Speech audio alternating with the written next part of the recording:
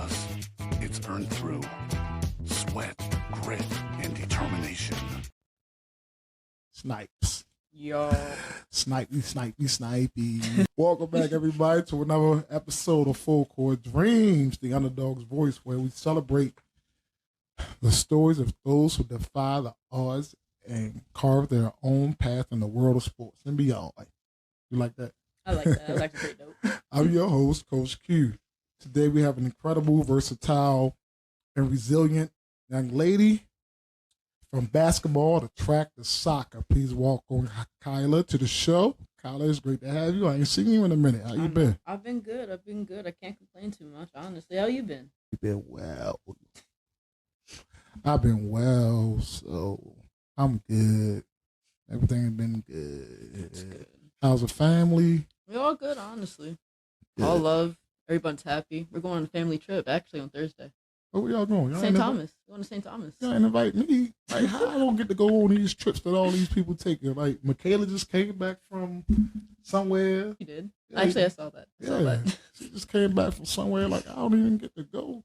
It's for my brother's graduation. That's it. This is a gift. And with somebody here and graduate. Well, all my kids done graduated except for my daughter.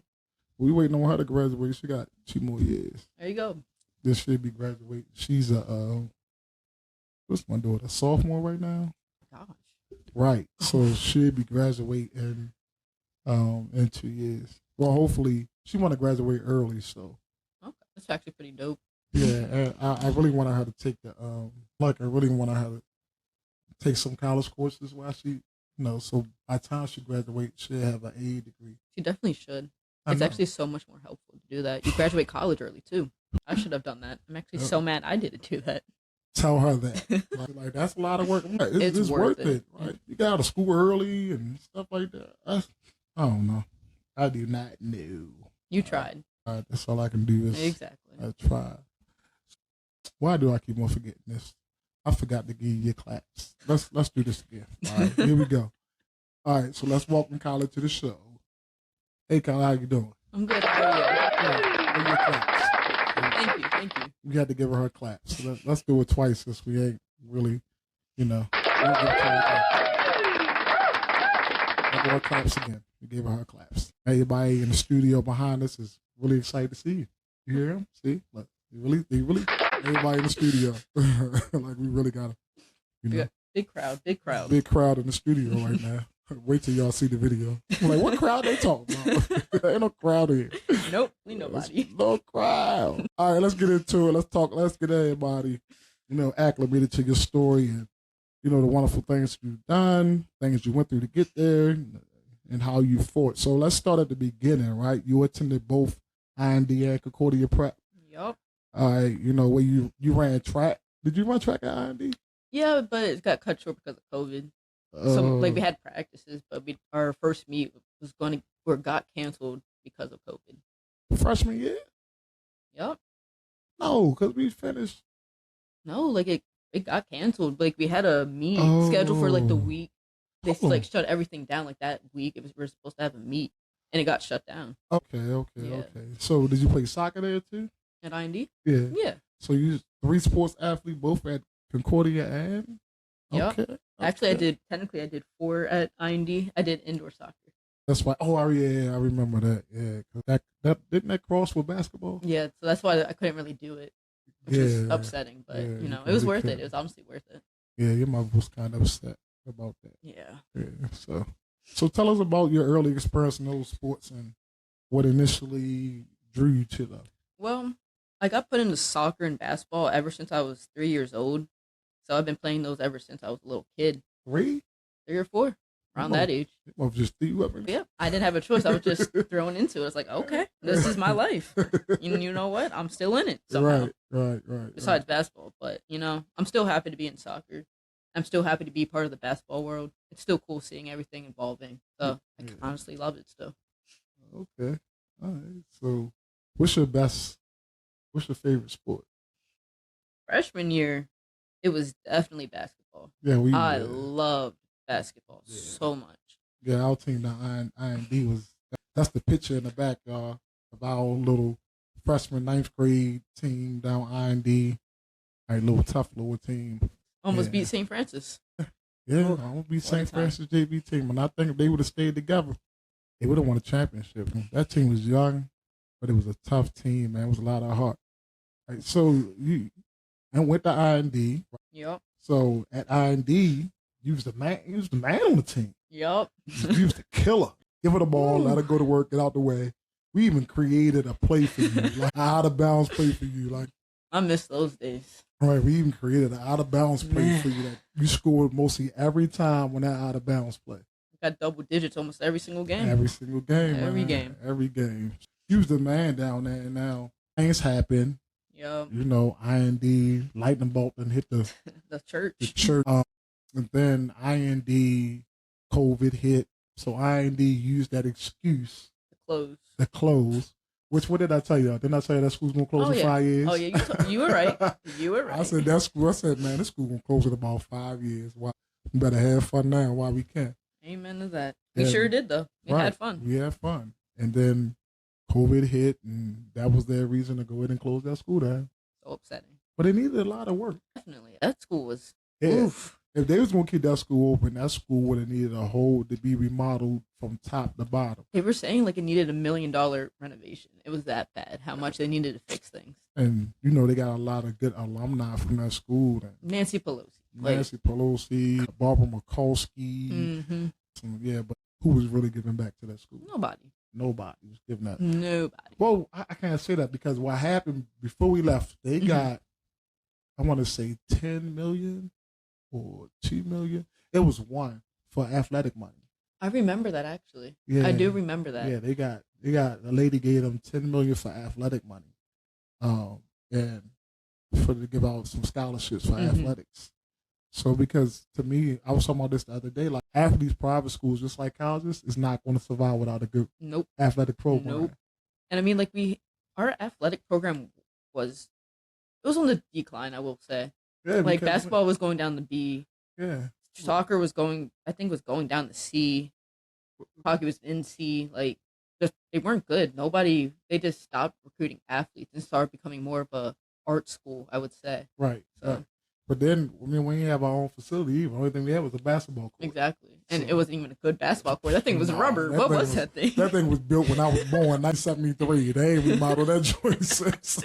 Good old heel marks on the ground. Man, that thing, that gym was worn out, floods and everything. That gym was a hole-in-the-wall gym, but, I mean, we had some good times. I did a lot of workouts in that gym. I remember my, first time going to IND, and I met you, and you didn't, basketball workouts, and you're like, oh, you're good. I'm like, thank you. Yeah, we did a lot of workouts in that gym, boy.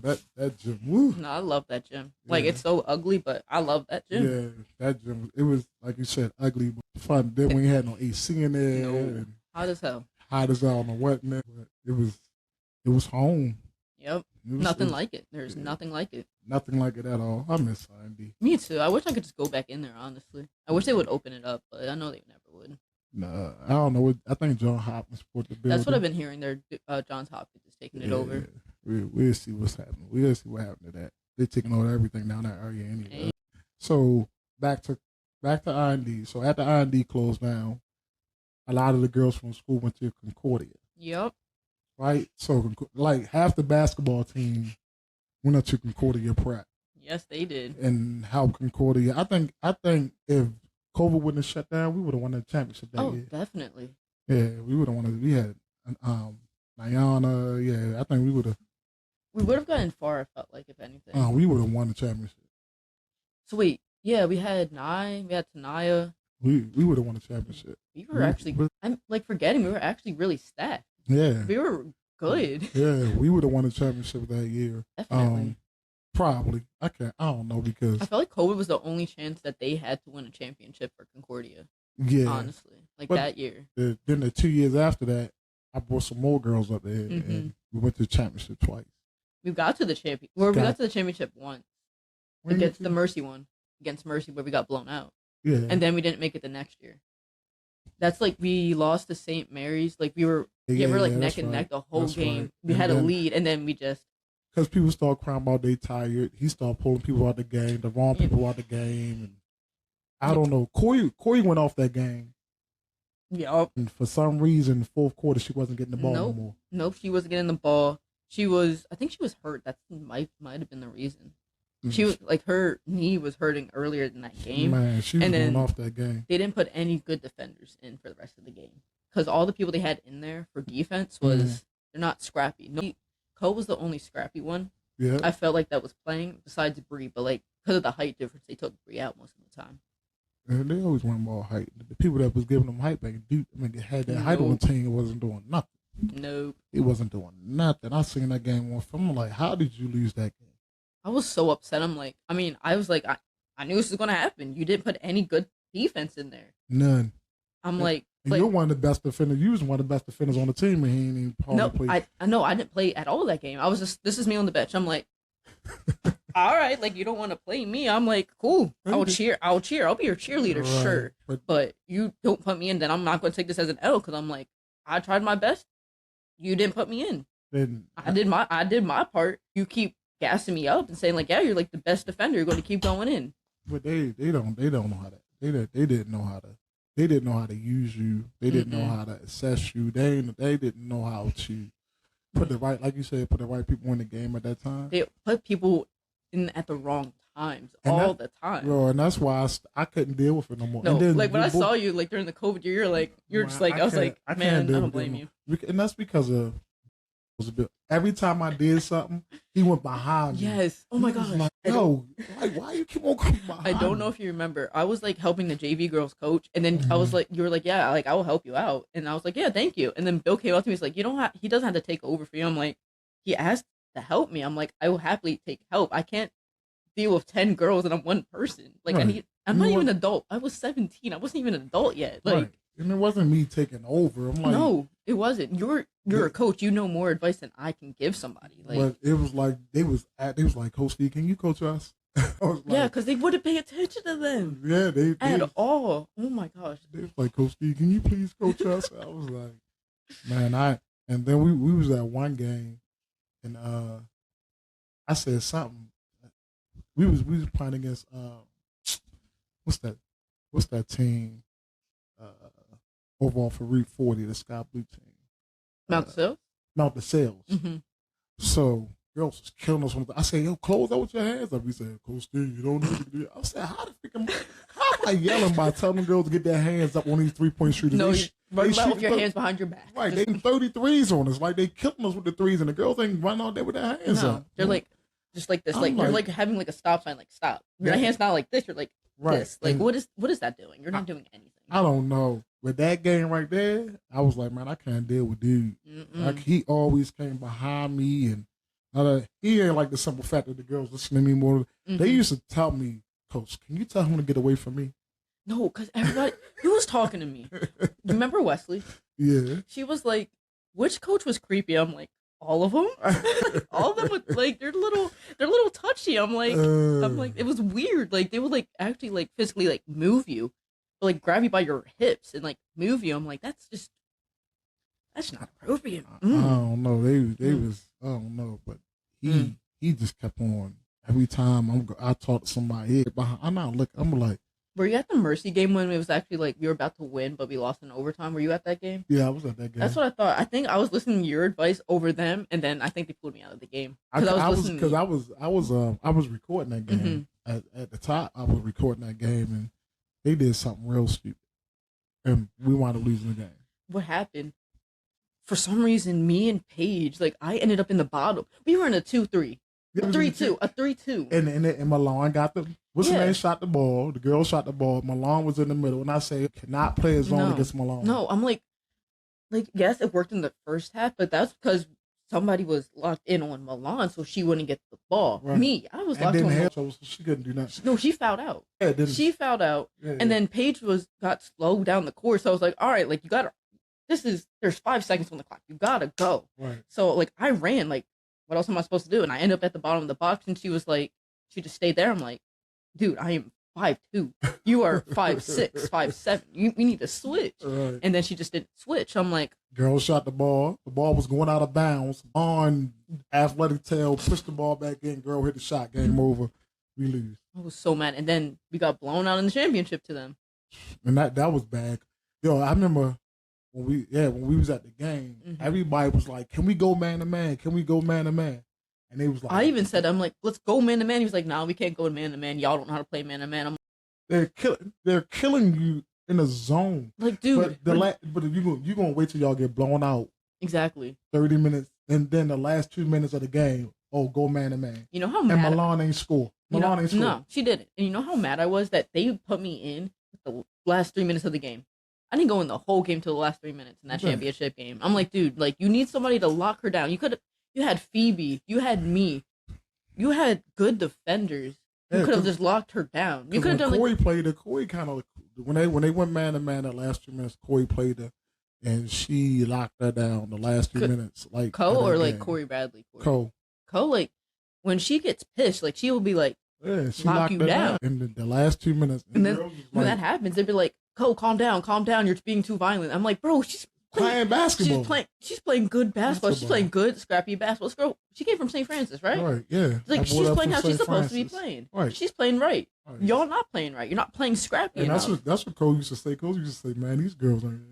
And it wasn't really the girl. It was the coaching staff. Wasn't tough. It was. Like, they didn't do any, like, fitness stuff to, like, make us strong. Like, even with us at IND, when JV, you had us in the weight room. Right. Like, even if it was, like, once or twice, the whole time, I don't care. We were doing stuff. We were, like, lifting. I'm like, my whole time at Concordia, I never lifted.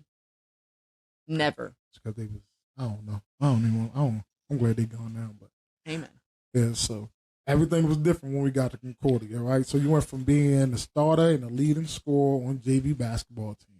In the A conference, In the A conference, right. A hard conference. Right. So how did it feel to have such a permanent role early on? And what were some of the highlights from that time? I honestly felt like I would have a strong career in basketball. Like I could have gone like a high D3, a low D2 school for basketball. I felt like, you know what, I was going to be a good basketball player. Like soccer was going to be my fun sport, right? And I was going to take off with basketball, right? And I felt like having people look up to me. I was like, you know what, like I like this. Like I like feeling like I'm respected, and I like people asking me questions and like me giving them advice, and they're actually listening to me. Right, because you was a great leader for that class, for that team. You was a great leader for that team. So what was one of your most memorable highlights with that team? Man, it wasn't a time when you went out. We can laugh about it now. But it wasn't that time when you went up, something happened, you just fell. I don't even know what happened. I still have no idea what happened. You tried to walk through the ambulance, all that, man. That concussion. That was crazy. Ooh, that was a traumatic time for a lot of people in that gym. Everybody was like, is she dead? I remember Emily was crying. I'm like, everybody was like, I was like, what the heck happened? I just remember somebody was like, your mom was yelling at you to get up. I'm like, yeah, she was. I was like, get up. I'm blacked out. I can't get up. I was like, get up. You all right, get up. Like, I don't think she all right this time. Nah. Like, she usually get up from everything else, but I don't think she getting up from this one. Nope, so. I was on the ground. I was a little corpse down there. Yeah, so we had to call an ambulance. What a time. But now my favorite memory, honestly, it wasn't even like playing in the game. It was before the St. Francis game, when it was like Christmas time at IND, right? And we left and we went to the Walters Art Museum. Yeah. That team bonding, my gosh. Yeah, we had so much fun. That was so fun. Yeah, because I remember all the varsity, they weren't jealous, but they were like, low-key felt like left out. I'm like, this was fun. Like, that's because their coaches ain't do nothing fun with them. She was boring as I don't know what. They were good coaches. They were chill coaches. They were nice people. Yeah, I'll say that. They were really nice. They was really nice people, but I like Coach Mo. Yeah, I love Coach Mo. Mo was me and her had a nice connection. Me and Mo. She was like, I really like you. Like she was trying to, that St. Francis game, the one I got knocked out, she was trying to pull me up. Yeah. That sucked. I was so mad that happened, and then the game got canceled too because of the fight. Yeah. That whole game was chaotic from all the videos I saw from the hospital. Very chaotic. It was chaotic. Man. It was, and then all that started with a parent. Yeah, I heard that. Were they like yelling at Kenya or something like that? Yeah, all that started with a parent. Right. So stupid. All parents out there, man. You don't gotta take basketball that serious. No, let the kids play. Let the kids play. Let them play and have fun.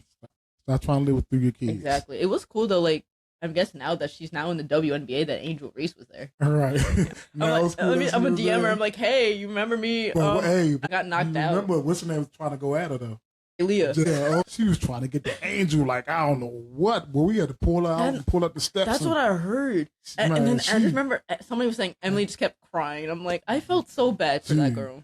Leah was strong as a. You know that girl was scary. You know how many people had to pull out that gym? I was afraid that what she was going to do, she would have got to her. Leah, that girl, I have so much respect for her because how scary she is. I'm like, she ain't let nobody mess with y'all. That's one thing. One thing I would never do is like mess around with Leah. Like I would never disrespect that girl. She ain't let nobody mess with y'all. She was like the protector of everybody on that team. She was like the big bouncer on her team. Man. She ain't let nobody, man. Nope. Angel, she said, "What you say?"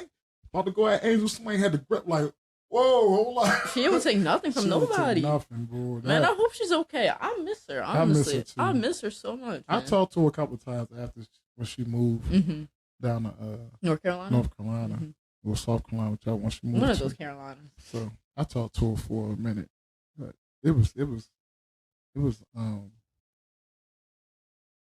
yeah, that was some memorable time. I miss it. I honestly really miss those days. Honestly, I just like sometimes I'm just like awake at night. I'm like, dang, I miss IND basketball, man. Right. So we loved IND basketball, but it sounded like we had a challenging time at Concordia. Oh, definitely. So you, me, Freddie, all of us had a challenging time at Concordia. But anybody that transferred from IND to Concordia that played a sport mostly had a challenge there. Because we was coming up bad time. Dang. That talent was coming up bad in it, and we changed that environment. A little bit, yeah. Especially with Freddie, too. Yeah, we changed that environment. We made that environment. We was getting more people up that school. More color in that. Yeah, we brought more color to the school. Even like with bats, he was getting more color, yes, for football, which is a given, but we were giving more color for the other sports. Right. So we was bringing a lot more kids up that school. Basketball, they wasn't recruiting. I was recruiting. My first year, I recruited 11 girls. 11 people, both girls and boys basketball team. And the boys, that year, both of them went to the championship. Yep. The girls lost and the boys won that year.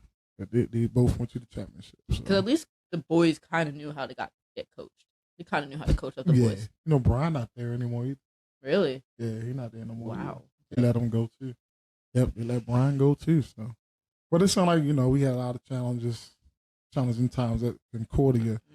But it was a bright spot that you playing for me even after IND. You played, 1 year? It was like 1 or 2 years, I think. Lady Cut Nation? Yeah, and how was that experience? It was good. It was the only problem was that because I was with Concordia, right, is that it brought down my basketball like self-confidence so bad that I'm like, and I can't even enjoy playing with you because I'm like, I just hate the sport now. And that was a problem for a lot of the girls. Like even the girls that's there now that play AAU for us, for me last year, ain't want to play basketball this year. Makes sense. I don't blame them. Like what is her name?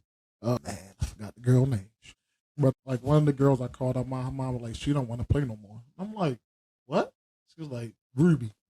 Big Ruby. And Big Ruby's getting good. No, I was like, dang, she has potential. Man, she was getting good. She had potential. She played AAU with this man. Ruby she was becoming a beast. She played last year. I called him up, asked, she said, no, she don't want to play basketball anymore. I'm like, why? She was like, because this season was not a good season for her. She was out there. She was like, why is she even playing anymore? It just make the season good for her. That school ruined my love for the sport. Yeah, because I came in there with high hopes. Like I'm gonna be one of the best players on this team. Right. And then sat on the bench. I'm like, this is my life. This is my life. All right. They know how to. And then they would tell me like, yeah, you're gonna play next season. Ride the bench. Yeah, they ain't know what they was doing. I don't mean no harm. I'm talking about they ain't know what they was doing. I hope they hear this because they ain't know what they was doing. So so the time you played with us, how that influenced your athletic journey? I know you said it was kind of hard because of, you lost the love for the game because of, Yeah, but I mean, it kind of gave me, I guess, it kind of helped in a way looking for colleges. It's like with sports recruits and all that, how you set that up. I'm like, okay, this is making my life easier. Like, yes, it's for basketball, but I can look at these colleges for soccer and go through that way. Okay. Which is also what I mean. I did it for a couple of schools. I didn't hear back, but like doing that, I was like, it still helps me like get myself out there. So like, Right. I definitely appreciate that from Cut Nation, like that setup there. Definitely. And that setup got a lot of girls in our old team who play college definitely. basketball. I'm telling y'all, coaches, you gotta get it and get your girls on it because you want them to get recruited. That's Beyond helpful. That's because I was at a I was on a basketball camp because you know the camp we used to go to. But that's my man. I got caught. Coach White, I'm gonna call you. But so I was talking to this guy, and this guy he had an AU team in PG County. He was like, man, I don't go to a lot of these showcases. He's like, I'm gonna show you something that gets my girls recruited. So he said, here, use this app right here, and watch how your girls get recruited. And I used it, and my girls got recruited. Even though I was at the end of my basketball career, basically, by the time like I was on Cut Nation, I was still getting like coaches reaching out to me, and I was like, "Dang, like y'all like want me," and I'm like, "I don't even like the sport anymore, but I appreciate you. Like, I feel very flattered that you're like think I'm a good player still. Like that boosted my confidence. But then as soon as I would like play, I would be like, just disappear. Yeah, they go down again. Huh? Yep. Some coaches can damage somebody's confidence and make them fall out of love with the sport. Yeah. And I probably did it a couple of times, but I ain't know. Well, ain't nobody ever tell me, but I think they knew, and they just didn't really care. Yeah, they ain't care. They ain't care. Like they had so many complaints. That man ain't changed. Not a single thing. Every day was the same routine. Same practice. Same practice. Practice was so boring. I couldn't even stand there. And then he gonna ask me. One day they came to watch our practice for AAU, right? Mm-hmm. So they gonna ask me. They said, "Well, why Tanaya move like that when she was with you, but don't move like that when she with us?" I'm like, respect. What you want me to say? Like the drills y'all were doing, like just like be in the paint, boom, step back. Like I get it. Yeah, I get what you're trying to do, but no, that is this elementary stuff y'all are doing for high school people trying to go into college. This is not helpful. It was, and then it ain't translate to the game. No, nothing translated. It ain't translate to the game. Like we'd do this drill. We'll like be in the corner, and then like the top of the key, and then the other corner, and then you just move back. What is that doing? I get it. Yeah, put some shots up. Cool. Right. But we did that for like an hour straight. But what is that doing? My thing is, it didn't. The stuff drills y'all was doing was good, but he didn't put that into. No. Because he would just like say, he would basically say, "Forget it.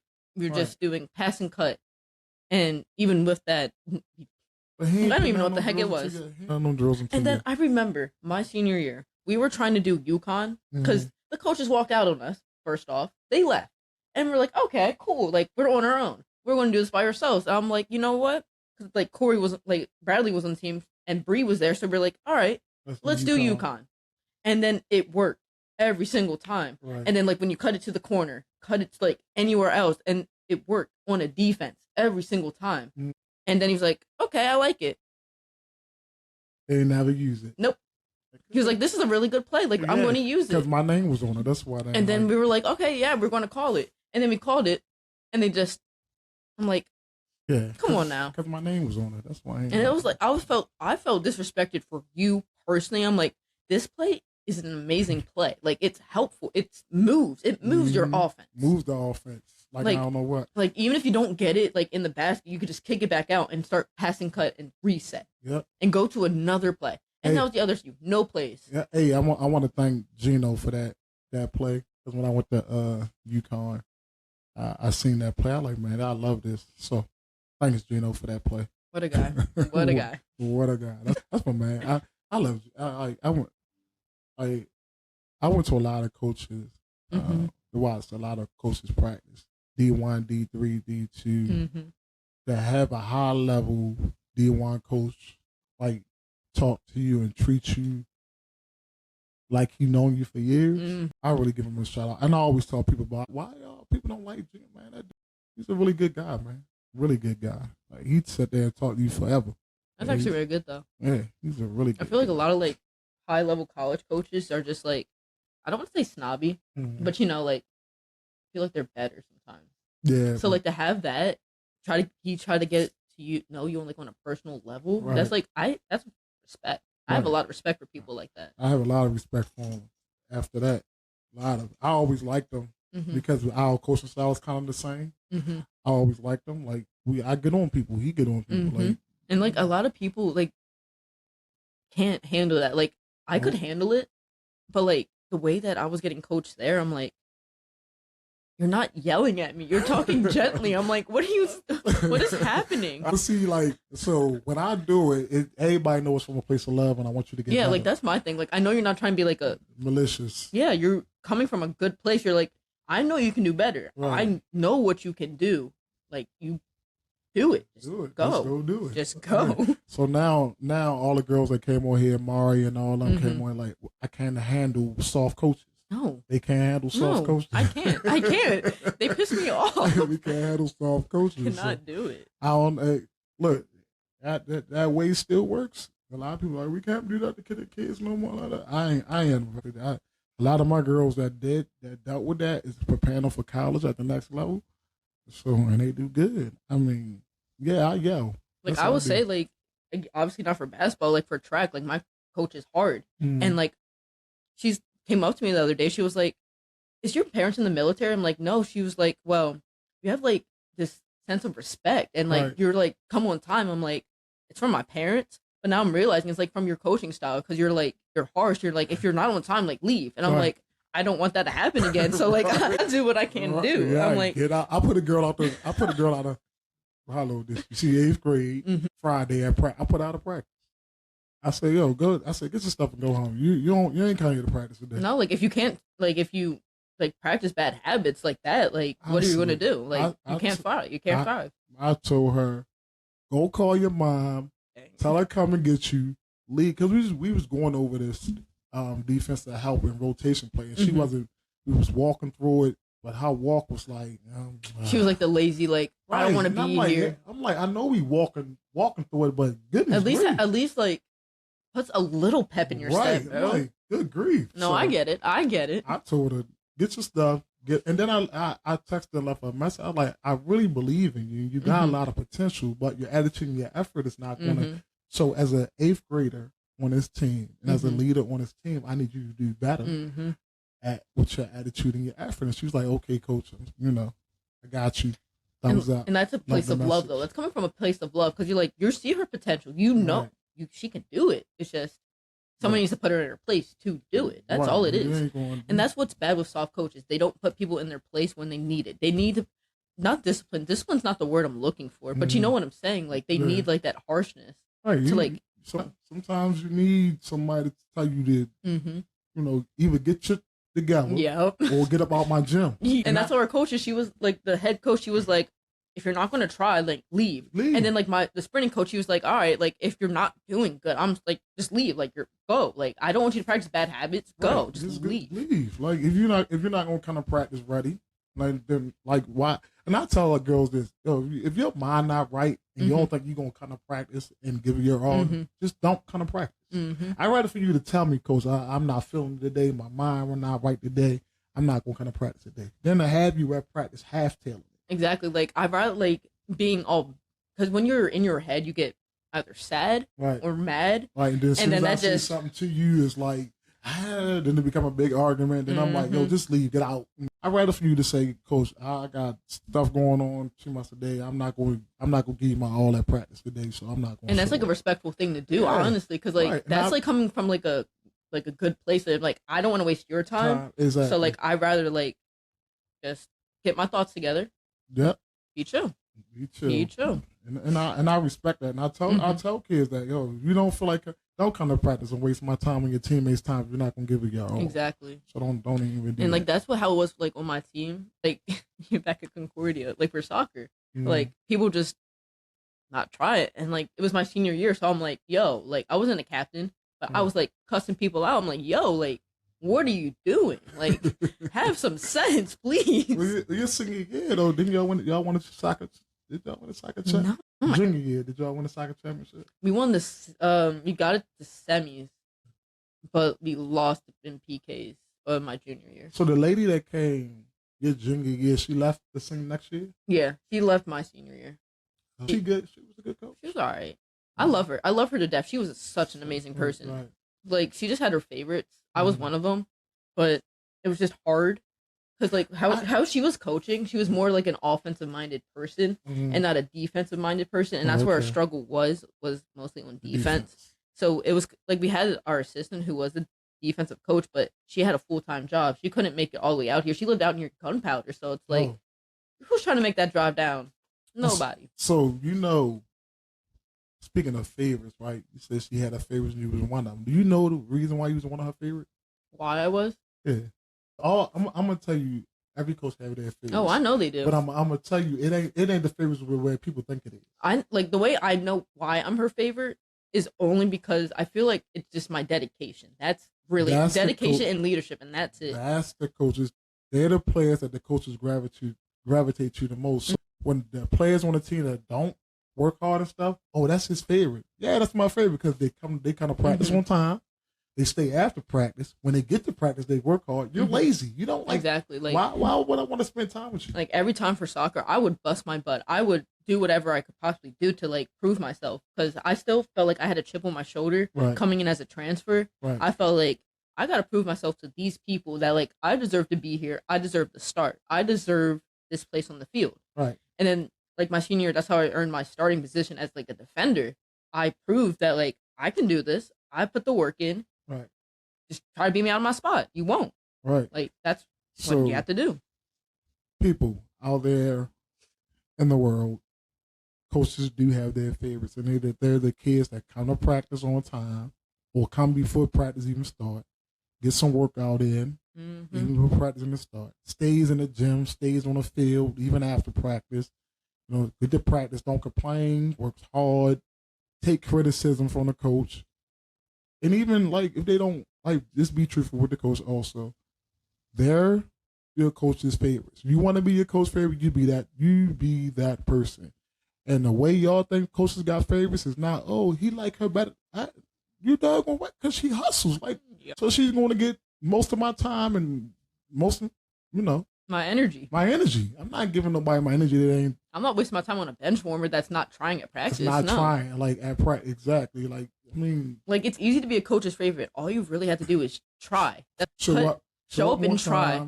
And make a bond with your coach. Right. Like, that's the easiest thing to do. Just, like, make a relationship. Like, say, like, hey, like, what can I do to do this? And then just take advice, take criticism. Like, so coaches have favorites. We ain't saying we always right, but we got favorites. I'm going to tell you, I got a lot of favorite players. And, like, majority of my whole team, especially my age, everybody on the team was my favorite. I dealt with all of them because of the simple fact that they worked hard. I felt like the whole Cut Nation, like, team, nobody halved it. And then the people who did, they weed their way out. They gone. And you know what? I think that was a team effort to get them up out of here. Because they like, Coach, she ain't going hard, man. She don't need to be on the team. Exactly. So I think it was like a team effort. Like, yo, we gotta weed those girls out. And one day, if they ain't trying to work hard, we don't need them on this team. And like that's one thing I always realized when I was on the team. I'm like, there's like a weak link, yes, but like they still have effort. They still have heart. They're still trying. There's nobody that's not trying. Everybody's giving it their all. Every practice. And that's what I respect about like that whole team. Like that's one thing I do miss about like with basketball like that is like that heart, that effort, that whole team effort. Yep. I don't know where it's at now though. I don't know where. I think COVID just messed all that up. Oh yes, it did. Man, woo. I don't even want to talk about that, boy, because I don't know where all that passion and energy went to. I'm trying to get all that back, but I don't know. These kids, some of these kids, but I think it's starting to turn around. That's good. These young kids. I sometimes think it's a generational thing, right? And like, I don't want to say discipline again, but like my kids my age, we were disciplined. We were like showed like respect. Do this. Like you need to try. Right. And like people younger than us, they're like, no, that's like. Can't do that. You can't do that no more. Right. So now it's starting to get back. I think that a lot of these little young kids that's coming up is starting to realize that, you know what I mean, to get to here, we got to be more disciplined. So I think it's coming back. Which is good. I just think in a 2-year span that all that stuff went down. Yes, definitely did. Yeah. So now we talked about, Lady Cut Nation and IND and Concordia. We talked about all that, right? Now, let's get to you loving soccer, running track, your passion for track. And right. So I started running track technically my sophomore year, like actually like on a competitive team. Right. Like I started track like in 6th grade, only went to like 2 meets. Never had a real practice. We ran inside. You was fast. Yeah. I think it's just a natural thing. But so like I didn't really like do real track and field stuff till my sophomore year.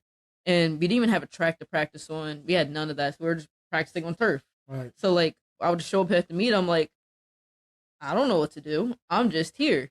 But I don't know what it was. Like my junior year as the coach, she just like gave me a whole nother like love and appreciation for track. Cause I was like, originally I was just doing track because my parents told me to do it. Right. I wanted to do lacrosse. I wanted to body somebody without getting in trouble. That's what I wanted to do. State of football for girls. But my mom was like, no, you don't need a contact sport. Go do track. I'm like, all right, cool. And then like, so I had my coach my junior year and she was a hurdler. So I was like, okay, cool.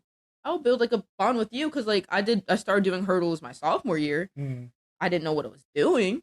But like, since you actually did hurdles and you're fresh out of college, I was like, you can teach me a lot. Right. And with her, I got all conference that year because of her. Wow. Like I did 300 hurdles and I did 100 hurdles. And she like taught me everything. And I was like, I greatly appreciate you for that. I miss her so much. I think she's back in Missouri or something like that, but she was in a reserve? No, she was she was one that so like her husband wanted to go be a priest, so he went to Concordia. Oh, okay. And then they left so he could go be in the priesthood or whatever. Yeah. I felt so bad. I'm like, dude, you just got here and this whole track team loves you. Like Concordia lost a lot of good coaches. Oh my gosh. Like she was amazing. And they lost a whole lot of good coaches. Oh my gosh. Likely I don't know how long football coach. Bass is probably staying there for a minute. He could have went somewhere else. Yeah, I mean the thing is he's broke the school record for everything for that school. I know. That school, he's broken everything at that school. He's a good coach. I will never lie about that. He's a wonderful coach. They lose him, they done. Oh, they're screwed. Their whole organization is just down. I mean, he's a former D1 football coach, so that's how he get his connections with all these other D1 coaches. That's how he get his kids recruited. We was talking about. I was hearing somebody talk about that today about no matter you got to know people. Yeah, that's how you make it in the world. You got to have connections. You got to have connections. So parents out there, you better get with a coach that has connections. Yep. If you want your kid to go anywhere, you better get your coach. And a lot of people don't know that I got connections. You do. They don't know. I'm just telling everybody now. It ain't that hard for me to call a coach up and for me to tell them that I got a girl that want to come and play for them. Because like I remember that. Like you would just be like in the game and like, hey, like I got to go take this call. This coach, I got to tell her like this girl wants to go to you. Right. Like you would just do that. I'm like, okay, cool. Good. So, cool. But these coaches know I don't produce no trash. Yeah. They know they're going to get a girl that's going to work hard. Oh yeah. That's why. Like I had to coach a girl I just coached this year, hard worker. Skills wasn't that good, but she was a hard worker. Actually, in the award banquet, she cleaned up with 4 awards. Dang. She was like, she was like on that. Every team she played softball, she played basketball. Every team she was on, she got an award for. That's impressive. She got an award, but she's a great teammate. And she's a hard worker. Not the best skilled girl in basketball, but a skilled. She'll tell you. She's on my She was on my podcast, and she will tell you that. She sent me a letter saying you're the most productive coach I ever had. That is fact. You're like, at least for basketball, basketball, like you're just one of the most productive coaches I've had. She was like, you're one of the productive coaches I ever had. And I got a call from a coach. He was like, yo, I need a guard. I need some girls that want to score. And I was like, look, I have this girl. I think she want to play college basketball. Her skill is not that good, but she's getting better. She play good defense. She hustles. She do all the little stuff. You just going to have to work with her skills. And I said, I guarantee you, by the time she is sophomore in college, she's going to be good. She was like, all right, let me talk to her. The only reason why she ain't going, because they don't have a major. She want to be an engineer. You know what? I respect you for that. Right. That is insane. But she wanted to go play college basketball, but that's the only reason why she ain't go to that school, because they don't have a major. I can understand that. And she's a real good softball player too. Okay. Yeah, but yeah, she got awards across the board. Like she was in the Emmys, just grabbing awards out the air. She's that's my girl. She's really coachable. She been on that team for 4 years. Only played really JV. Ain't never ain't hardly get no time on varsity. What school is this? Newtown. In this Where Newtown? I coach at now? In this Newtown. She ain't hardly getting no time. And I told her this year, when I got there, I said, look, I'm going to help you get better. You might not get that much time, but you're going to get some time. And my job is just to help you improve and get better. And she improved and she got better. Her shot got better. She was a dog on defense. And she got more time than people think. And her parents was like, I'm just happy that she's getting time. Yeah. And the thing is with you, and I'm realizing it now, you really developed me as a player. And after I left, like after you just, like you weren't like my coach, I'm like, my skill set just either stayed the same or just went down the drain, basically, because I wasn't doing anything. But that's what it's all about. It's all about developing. Developing your character, developing your plan, developing your skill level. And that's what it's all about as coaching, man. And I think that's why I can get away with certain stuff that other coaches can't get away with my girls. Like, with yelling and stuff like that, because they really know. And we, all of us, we still call each other, hanging around and stuff like that. And over the years, and I see everybody, still on social media with each other, congratulating everybody on their accomplishments and things like that. So, and we still support each other. Amen. We still support each other. But now, we time track star and everything. Now you at Stevenson University, where you play soccer and run track. Now, how's that transition to those sports been, and what have you enjoyed about your experience at Stevenson University? Well, for soccer. Well, first of all, I want to say congratulations on that. Thank you. For getting to Stevenson. Appreciate it. Two-sport athlete at Stevenson University, a very good school. So how has that experience been? The switch from sports, it's definitely a step up. It's faster. Woo. Quicker. Jeez. Oh my God. You got to be in the weight room for that one. Yeah. I mean, I got a lot stronger from being there. Even for 1 year, I got a lot stronger. Good. But like for preseason for soccer, my goodness, it's like 2 weeks long, 2 practices a day, 4 hours in total. Hot August heat. Right. All outside. We're not inside, only to eat, and we're outside the whole other time. Wow. It is murder. But I will say, like, it made me like tougher as a person. Like, good. I can do this. I can suck it up. I'm fine. I don't need to complain. I'm good. Like, it's fine. Like, don't get me wrong. I didn't get playing time. That's cool. I'm a freshman. That's how I was thinking. I'm like, I'm a freshman. Right. Cool. It's all right. I have time. Right. And I'm fine with that. The way it is, the vibe. So it's like a drug. So you play. So it's like a drug. So, all right, when you play basketball at IND for me, and you played basketball for Lady Cut Nation, the vibe was there. So you want that vibe at the last team. The vibe was like, the vibe there, it was like a family vibe. Right. And the vibe I got from Concordia and this soccer team, it's so clicky. Right. And which is cool. Teams have cliques. That's fine. Like Cut Nation had cliques. Right. But I still felt included. Here, everybody, how it is at like practices, how we set up, everybody's all in their little groups. And I just bounce around because I'm like, I'm friends with everybody on the team. That's fine. Right. But they have their friend group. So it's just like, so I'm picture this, like everybody's like, there's like 4 people, 5 people, 4 people just together. That's it. And you have like 3 people just like, oh, okay, just I thought you're cool, but like you just walk around. It's like, hey, how are you? Good morning. Like, yeah, because we had to feel like 6:45, and like that's when we start practice at 6:45. I tell people all the time, when you go to college, your social life, if you're a student athlete, there's no social life. Which this was so bad. It was my freshman year, obviously, and since I played soccer, I missed all the social events. There's like all these gatherings. There was like movie night, and like I would get back from like the bus from one of our games. I'm like, okay, there's a big movie screen right in front of my dorm building. I'm like, okay, nice. I didn't know this was a thing. And people were like, yeah, like there's this big party going on tonight, like, nice social gathering. You coming? I'm like, I didn't know that was a thing. They'd be like, yeah, there's a bonfire going on right now. I'm like, huh? What do you? When did this happen? That's student athlete college life right there. But so that experience, soccer experience, do you feel as though it's going to get better? I think so. I think Good. especially how I'm a lot more social now. Okay. Everybody on the team loves me. I love everybody on my team. Right. And I'm cool with everybody on the team. I love the coaches. I love everybody on my team. Right. I'm just hoping there's just no toxicity.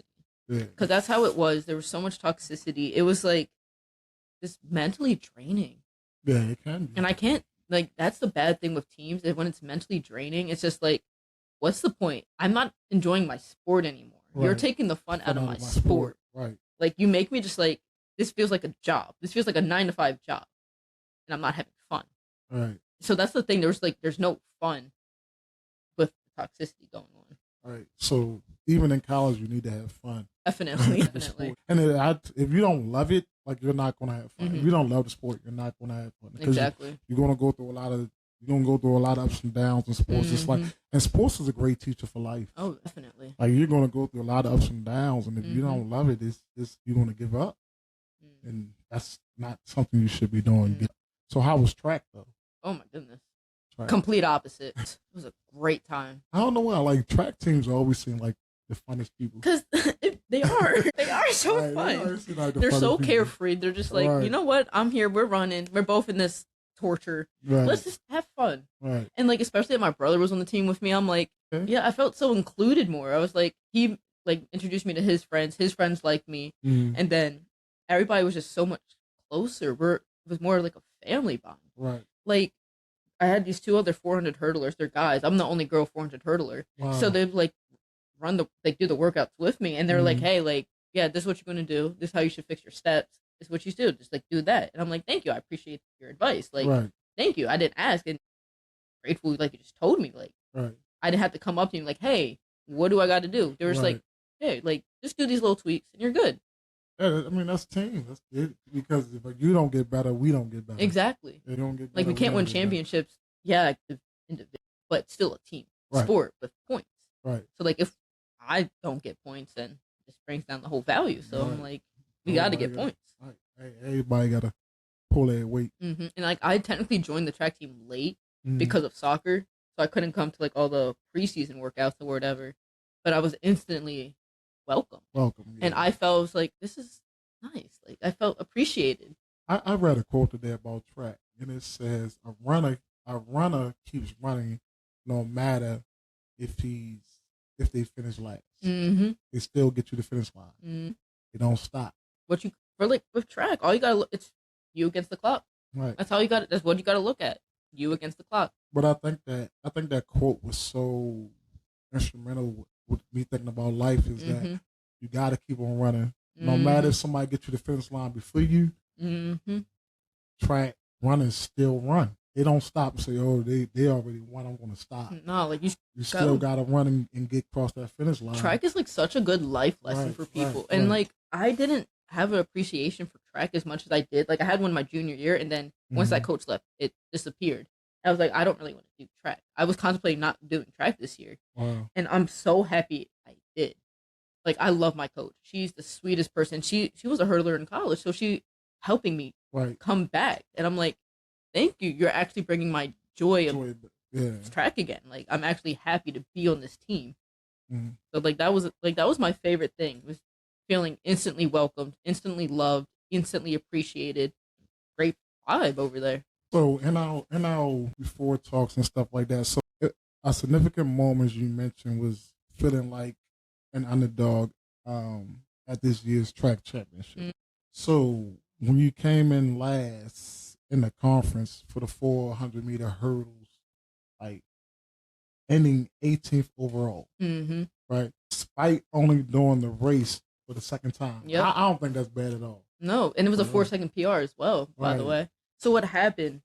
I only ran the race once before championships, and my coach was Mhm. like a week later, she's like, "Hey, like, yeah, you qualified for Max. Like, you're going to Max." I'm like, with my Wow. bad time, Wow. girl. What do you mean with my bad time? I'm going to championship. Right. And she's like, "Yeah, you're going to championship." I'm like, I thought my season was about to be over because like I'm injured. My Right. hips are.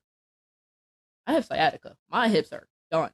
Right. So I was like, all right, I'll try. Like, because that's how bad my hips are. I'm going to try my best. Mm. Like, I could barely practice the hurdles. Wow.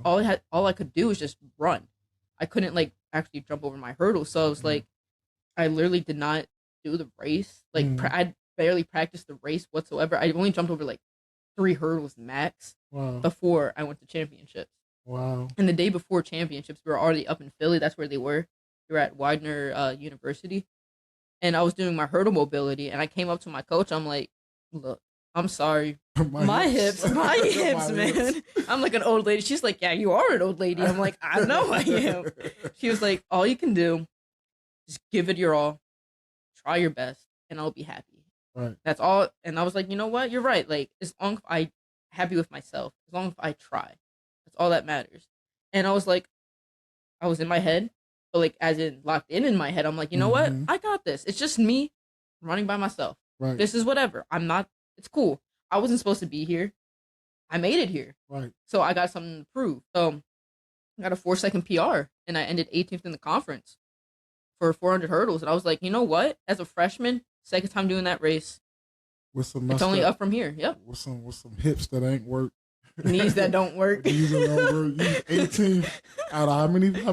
I think it was not that good. It was like 25. You 18 out of 25. Like, hey, that's something. Imagine how the person that was 25th felt. Exactly.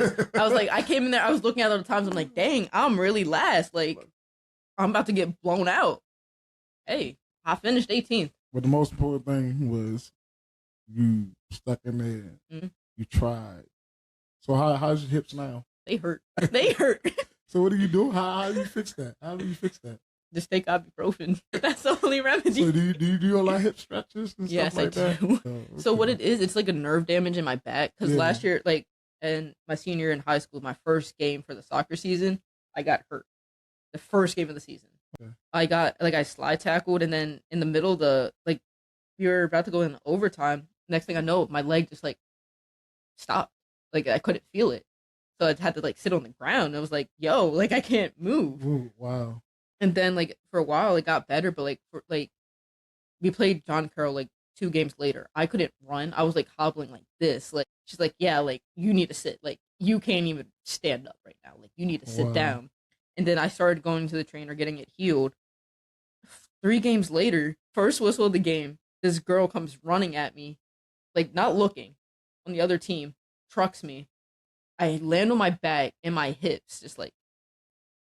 So I was just done for the whole game. But like I still went in. And I still busted my butt. Did you ever think about going to a chiropractor? I have before. I needed to go back so bad. My chiropractor was really good. Really? Like when I went, like my spine was like this. You have scoliosis? No, it was just kind of crooked. Ooh. Like this. But when I got finished, so when they was telling me like, all your nerves is in your back. Yeah. So your back, your brain is connected. Yeah. All the nerves is in your back, and if you have a healthy back, you'll be good. Yeah. You'll be healthy. Like she's like, some people think they gotta go get back surgery. They don't need it. Nah. But the way, I mean, when I tell you, this wasn't just no ordinary chiropractor. I was in some stuff. I was like this, thing on my neck. So I was standing on a balancing beam like this. Then they had like some weights, right? They put on your head, hold your head back like this. All right. I had to sit in the chair, like for 15 minutes. It's like, man, I'm like, oh my gosh. And they say the reason why is because we spend so much time. Our head is to have these things on our body. Yeah. So we weigh like 10 pounds. Yeah. So they said the reason why, like, people who have back problems because they always like this. Head is always up. So it's pulling on your spine. So they was like that's why they tell people like to have their stuff, like the computer stuff up so they can see it and stuff. And when you're on your phone, have your phone like this is on down here. That causes a lot of back problems. Yeah. Right, because you're pulling your spine, like when you're doing it. So she gave me some like, and my back been better. It still hurts sometimes. Send me your chiropractor information because I need to go. Because I got me some back pain right now. They in Columbia.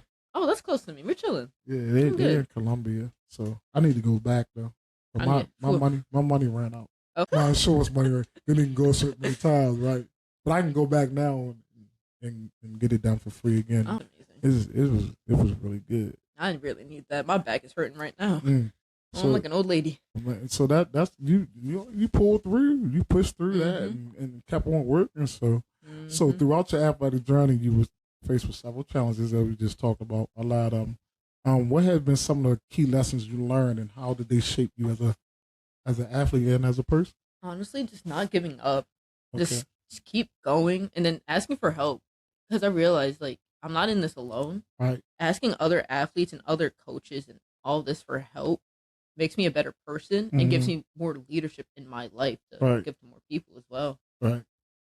Yeah. We always think we can do things by ourselves. Because I think like all the stuff that I'm doing right now, I'm really doing it by myself. I'm doing it by myself because I'm just starting. Yeah. So I was trying to figure some things out. But I'm really not doing it by myself because I look at other people online and how they do stuff.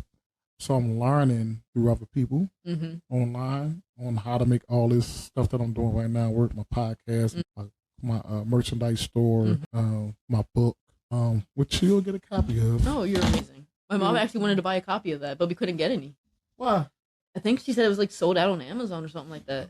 I was like, I really wanted to get your book, but it just wasn't there. I was upset, actually. Yeah, it's on Amazon. You can get it. But I'm gonna give you one a day. I'm gonna sign it for you and give you one a day. Yeah, but so I'm trying to figure all this out. But like I do a lot of work, especially on the weekends. But I don't do a lot during the week because I do all of it on the weekends. Yeah. And everything just go out automatically. So it saves me a lot of time when you do stuff automatically. I can make all my posts and all that stuff. Boom, hit a button, send it out on Tuesday, send it out on Monday, send it out on another day. So I do all that. Even my blogs and all that stuff. I got blogs last up till December where I don't got to write another blog. Dang. Yeah. Oh, that's good. You're chilling. Yeah, I don't got to write another blog. So it just helps out once you figure out how to do all this and automatic, and it's great. So it helps out a lot. So. Oh yeah. But I always tell people, when I tell my kids this because I teach too, I always tell them, I say, nothing in this world great got done alone. I was about to say, like, you can't live in this world alone. You need help. Getting help from other people, it help them and it helps you just thrive. Every invention needed somebody. Every inventor needed somebody to help them invent something. Like, look at the Wright brothers. Like, right. Look at the Thomas Edison, the light bulb. Exactly. He couldn't figure out how to make it work, and another dude say, "Oh, use this piece." Yeah, exactly. Like, you know what I mean? So he needed. You need help in life. Like, no matter how smart you are, no matter how smart you think you are, you need help no matter what. Right. Like, look at the atomic bomb. Like, you got Einstein, you got Oppenheimer, and his whole Manhattan Project. People, like, that was like hundreds of people working together for like one common goal. Nobody could do that alone. Nobody can do nothing in this world alone. If you think you can, then I don't know to tell you because you ain't. You're in a weird world if you think that. Right, and you're gonna make it harder for yourself. Okay. Anybody out there that can help me? That, like, I help people because I genuinely want to help people. Yeah. Not for any type of like that's like people, how I am. I don't have a personal gain. I just want to help somebody. I'm like, it's just sharing kindness in the world. Spreading kindness is just like a good thing to do. It's just nice. Whatever I do, I expect I don't expect like the only thing I want anybody to ever give me is a thank you. Yeah, that's it. And I want to be known to the world as somebody that just like, help people out. Yeah. When I pass away, and my thing is this: so somebody told me one time. He said, "What do you want people to say about you when you die? What you want people to say about you when you die? You want people to be able to line up. You know how when they call somebody, hey, you want to give a few words about this? Like you want a line of people to line up to like say things. Things about. I'm you. like with me. Yes, I'm young. I'm trying to still like make a legacy of just me being a genuine person, me actually caring, not just trying to get a personal gain out of it, just because like I actually care and I want people to know like, hey, like I'm here. I got you. No matter how stupid the situation is, like you got somebody in your corner, no matter what. Right. Yeah. So a lot of people tell me like, even with back, they're like, yo, we kind of you because we know you're not doing it for monetized game. You doing it because you really actually care about every last girl that you coach. And some people like that don't know me don't get that. No. Like when I went to Newtown this year, half them people ain't get me like that. They just thought I was just another coach. No. It took me a while to like see like who you truly were, but like when I realized like in the season, I'm like, this man like cares. Like he just wants us to be good players. And he cares about us on a personal level as well. It's not just like just straight. All I care about is basketball. Just do basketball. You care about personal stuff. Right? Oh man, you got in order to do anything in this life, you got to build a relationship. And like I don't treat none of my basketball players as a commodity. It's not that. If I'm going to coach you, I got to build a relationship with you, but you got to know what I expect of you. Exactly. And this is what I expect. You give me what I expect, we'll be fine. We'll be cool. Really fine. Anything you need, and my girls know anything they can call me about anything. And I know my wife's just like, wait, is your phone going to stop ringing? Like, can you cut your phone off? Like, they need me. Yeah, this is what I do. So that's a good thing to even have those, just to know that somebody's there for you. Like no matter like where you are, like. If I was like a state away and I'm like, you know what, like I need some advice, I could just call you or text you. I'm like, I know you would respond and help me out. Man, ain't no doubt. Man, I do that. Ain't no doubt at all. So throughout your athletic journey, you face out challenges. We went through all that stuff and you learned, and you just told everybody how you became a good person. I think it's wonderful that you're becoming the person that you are. I always respect you for who you were and the hard worker that you were. I ain't anybody bring up your name and I'm like, that's a dog right there. Yo, she's my best defender. She was a dog. She was killing on both ends of the court. Like, man, Coach Austin used to always talk about how you and Emily, oh my God, that team, those two. God. That backcourt right there. Us right there, you ain't getting nowhere, man. Right, you were stuck. Because me and her were fast. Like, you were stuck. Right, and tough. Y'all was fast and tough. So looking into the future, what are your goals, both athletically, with your athletic career and beyond? I mean, honestly, I see me at least doing track 100% till my senior year, and maybe trying to coach up some kids. That's good.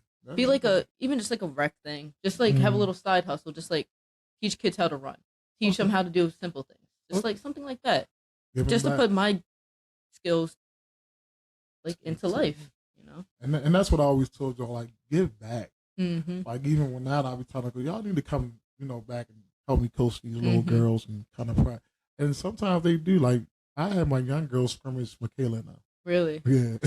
We got these college girls scrimmage in eighth graders. And the eighth graders did actually good. And some they did. That's always weird that like the young ones always just show up the older ones. I feel like sometimes the older ones just like try to be like, take a little step back. And one of my girls got crossed up. I ain't saying her name, Chase. Just no comment on that one. Just look away. Hey, but she got her back though. She stole the ball. There she goes. You know what? Be that underdog. You know. That's right. But she stole that. Yeah. So I mean, that's good that you want to get back to younger people. I think giving back is everybody's purpose in life. Like, once you learn something, you need to hand it down to somebody else so they can learn, and maybe they can do it better than you. Then they hand it down to somebody else. They hand it down to somebody else. I think that's the. And if that's your purpose, I think everybody's purpose in life is to just give it back. Give it back. Give back the knowledge you learned. Just give it to the new generation. Give it to the new generation. Just like recycling. Just recycle it back. That's all you got to do. And even if they don't receive it now, they're gonna receive it one. They can be like, Coach Q told me. Yeah, exactly. Is it deja vu? Damn, one of my students gonna say, Mr. Collins told me that this was gonna happen. Yep, I told you it was gonna happen. I told you it was gonna happen. So for our listeners, and many who might be facing their own challenges in sports and academics, what advice would you give young athletes who feel like underdogs? Honestly, just keep going. Never give up. Just keep pushing. It doesn't matter how many times you fail. Life is about failure, man. You just got to keep on going. That's really it. That's all the advice I could honestly give. Never give up. Ask for help, too. Helps a lot. Help goes a long way. Ask for help. Getting bonds with like your coaches and your friends and teachers helps a lot. Like, I made so many bonds with my professors in a short amount of time, and they're like, all right, like, here, I gave you here's a job opportunity for you. I got you. Here, I write a letter of recommendation. Here you go. I only knew them for like 3 months, and they're already like gave me this instant connection. That's what you got to do. Just ask for help, make connections with people, and don't give up. Just never give up. I know about writing these recommendations, boy, because I was like, last year, Coach, can you write me a recommendation for this scholarship? Coach, can you write me a That's some wise words. Hallelujah. That's some wise words. So Thank you, before we thank you. wrap up, is there anything else you would like to share with our audience about your journey or your experience? I mean, all I can really say again is just keep going. You know what? Just no matter how hard it gets, life will get better. Just keep pushing. All right. Just keep on going. Wise words from a young lady who was very wise at a young age Thank you. and is still wise now. And I think actually all your experience even helped you mature more. What I'm like, you always been that girl, like Mm-hmm. that kid that's smart, hustle, work hard, never disappoint, Mm-hmm. no matter what. If we down in the game, you would get fired up. Mm-hmm. You know what I mean? And you would never get. I don't even think you ever came out the game. Only time I would ever come out if I was in foul trouble. Right. That was the only ever time I came out. Right. I don't think I ain't taking out the game. I'd be like, water. I ain't taking out the game. No, I stayed in that game. I ain't taking out the game at all. So, but I'm so proud of you, man, and what you accomplished. Thank you. I actually really appreciate that. Yeah, I know the challenges you face. We talk, IND and stuff. Now, don't worry about it. Just keep on playing, keep on fighting. They'll see it one day, and if they don't, Yep. that's on them. As long as you ain't give up. Like I fought to the end with my basketball career. I kept on trying. That's on them. I kept on going. They didn't know what they had. They had a remarkable young lady that was very disciplined and a very hard worker. And I appreciate you. Appreciate you, Coach Steve. I appreciate you for all your hard work and stuff that you done. So, it's been truly inspiring to hear your story, even though I already knew half of it.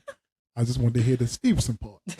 Your journey from basketball and track and soccer and overcoming all your challenges was very impressive. And you really thrive as an underdog. And you still thrive. And it's a testament to your resilience and your determination. Thank you for sharing your experience with us. Of course. I really enjoyed this talk. We need to do this more, but I really enjoyed it. So I really appreciate you coming on, telling everybody your story, and I hope that somebody can take this and learn from it. And go through the same situation. She's still standing, so I'm still standing. She's still moving, so I'm gonna still move. That's it. Anything else you got? No, but I appreciate you putting me on the podcast. Honestly, I really appreciate the invite. Yeah, no problem. I want all my girls to tell their story. Because we got some stories to tell, boy. Yes, we do. We got a lot. We got some stories to tell, boy. So, yeah, fun stories. All right.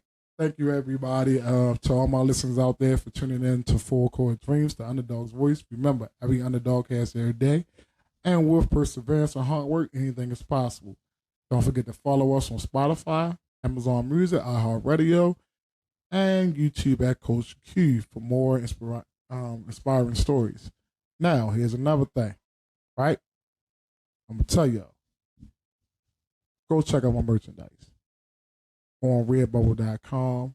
You go on redbubble.com, just hit Underdog, and my merchandise will come out. We got some Father's Day stuff going on right now, 20-30% off.